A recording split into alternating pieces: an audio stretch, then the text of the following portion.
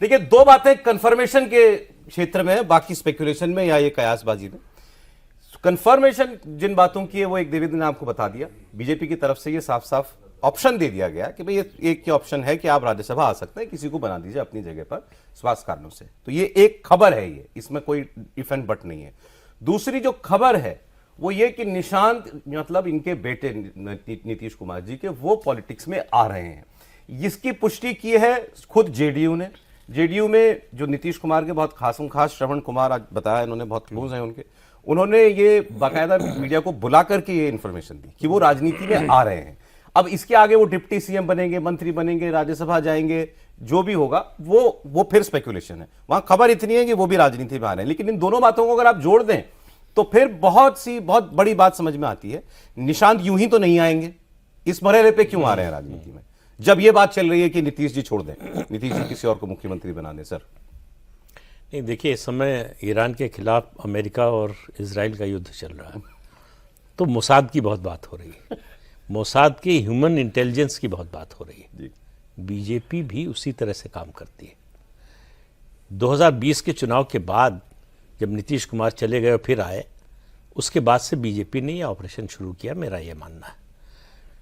JDU के ही लोगों को, जैसे मोसाद करता है कि उन्हीं के सिस्टम से लोगों को अपनी ओर मिला लेना, तो जेडीयू के दो बड़े नेता बीजेपी का काम जेडीयू में कर रहे हैं। ये सबको मालूम है। बिहार में ऐसा, बिहार की राजनीति के बारे में जो जानता है सब जानते हैं। कोई उन दोनों की नौकरी ले लेंगे सर। आप देखिए, ये जो जासूस होते हैं उनका नाम ऐसे सार्वजनिक रूप से थोड़ी इसका नाम लिया, ये इतना ओपन सीक्रेट है कि कोई नाम नहीं लिया जाएगा। जरूरत भी नहीं है, सब जो सबको मालूम है वो बताने की क्या जरूरत है। तो लगातार वो बीजेपी के लिए काम कर रहे हैं। अब आप कई बार अपने ओपनिंग स्टेटमेंट में कह चुके कि नीतीश जी ये फैसला जब लेंगे, क्या नीतीश फैसला लेने की स्थिति में है क्या? आज हम लोग नॉन कमिटल। सवाल तो इस बात का है कि नीतीश जी फैसला लेंगे कि उनसे लिवाया जाएगा। ये बीजेपी, पूरी तरह से मेरा मानना है कि बीजेपी का ऑपरेशन है। बीजेपी ने जब वो लौट कर आए उसके बाद से तय कर लिया था कि अब नीतीश कुमार को मुख्यमंत्री पद पर नहीं रहने देना है। कब, ये सवाल था। जैसे ऑपरेशन जब हुआ ईरान में, टाइमिंग तय की गई कि जब 50 कोर कमांडर्स बैठे हुए थे तब बम गिराना था, तो टाइमिंग बीजेपी ने तय की है कि अब इस समय जो है चेंज का समय आ गया है। और ये इसलिए तय किया है कि जेडीयू के आम कार्यकर्ता से लेकर नेता तक सबने मान लिया है कि नीतीश जी का स्वास्थ्य ठीक नहीं है। तो ये कोई ऐसा नहीं लगेगा, अगर ऐसा ये होता है फैसला कि बीजेपी जबरदस्ती कर रही है, कब्जा करने की कोशिश कर रही है या उनको हटाने की कोशिश कर रही, तो ये मैसेज नहीं जाएगा। ये बीजेपी ने इंश्योर कर दिया कि ये स्थिति आ गई है।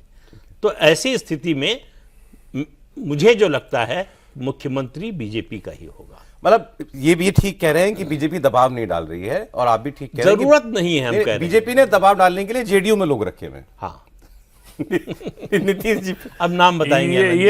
ये मेरी जानकारी में नहीं है। इन्होंने एक बात ये कही, आप भी तो बहुत भोले हैं ना। इन्होंने कहा ना कि जो बिहार की राजनीति को करीब से जानता है, तो हम लोग तो देश की राजनीति पर नजर रखते हैं भाई, बिहार की राजनीति।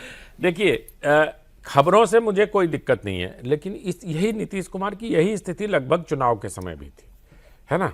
उसमें ज़्यादा डिटोरिएशन उनके हेल्थ में हुआ है, ऐसी कोई प्रामाणिक जानकारी सामने नहीं आई है।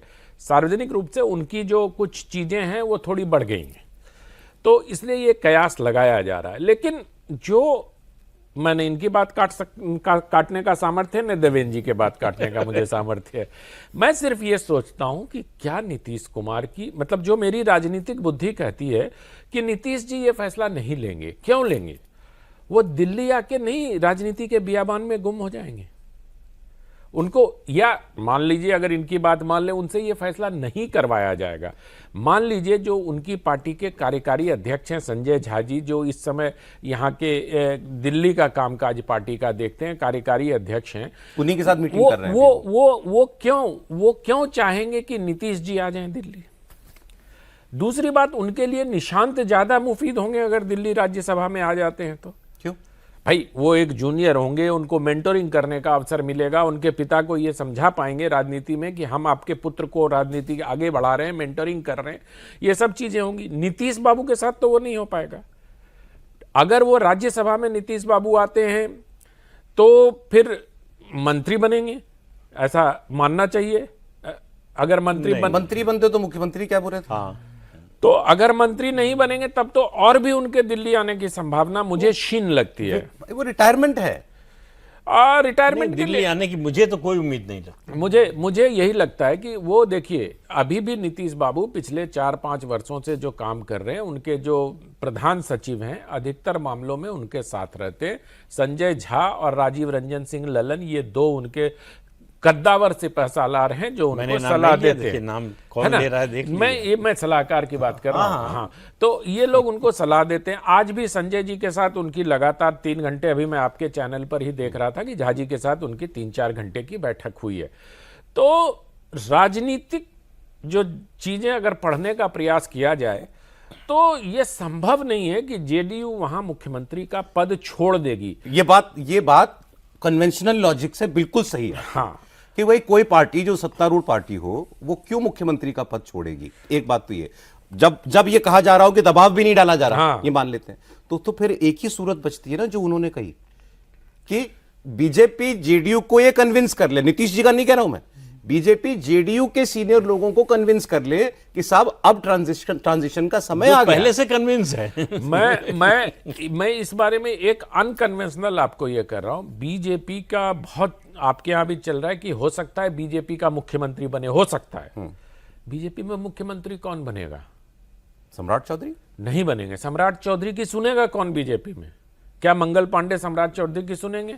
क्या विजय सिन्हा सम्राट चौधरी की सुनेंगे? सर, ये सारी वहां के राजनीतिक नुआंसेस हैं, ये समझने पड़ेंगे। उनका बीजेपी में नहीं सुनेगा कोई। आप यहां से जबरदस्ती बिठा भी देंगे और ये भी कह देंगे कि मेरे बॉस हैं, मैंने बिठाया, तब भी उनको काम करने में बहुत दिक्कत के लिए कह रहे हैं। तब भी उनको काम करने में बहुत दिक्कत होगी। तो मुझे ये लगता है कि ये सारी चीजें कहीं शाम होते होते या नीतीश जी बाद में निकले और जोगीरा सारा रारा कह के फिर जाके सो जाएं। ये हो सकता है, ये संभव है, ये संभव है। क्योंकि जो देवेंद्र जी भी कह रहे हैं ना, कोई दबाव तो है नहीं। बहुत एक आग्रह किया गया है कि अगर आप ऐसा कर लें तो एक अवसर है कि आप या तो निशांत को उप मुख्यमंत्री बनवा लें। लेकिन इसमें बहुत पेच है सर। निशांत नहीं, लेकिन निशांत की तो कंफर्मेशन जेडीयू से आ गई। नहीं, ये लॉजिक की ही बात अगर आप करें तो बीजेपी क्यों ये चाहेगी कि जेडीयू का मुख्यमंत्री बने, उसके लिए हम ऑपरेशन करें, एक नई लीडरशिप जेडीयू में खड़ी कर दें।